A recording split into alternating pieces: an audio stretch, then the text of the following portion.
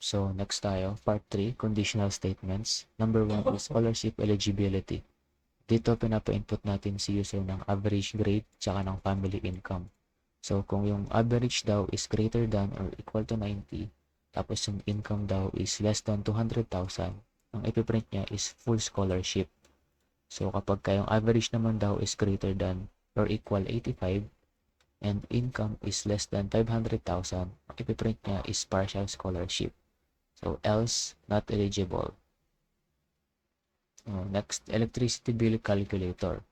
So, pinapa-input natin dito sa user ng kilowatt hour. So, kung yung kilowatt hour daw is less than or equal to 100, ang bill is equals to kilowatt hour times 5, else bill is equals to kilowatt hour times 8. The bill as equals 50 para yung ipiprint niya dito na total bill. Para mapalabas yun, kukulat lang natin yung bill na ginamit nating variable. Next is username and password validation. Ito, ang hinihingi natin kay user is mag-input siya ng username tsaka ng password.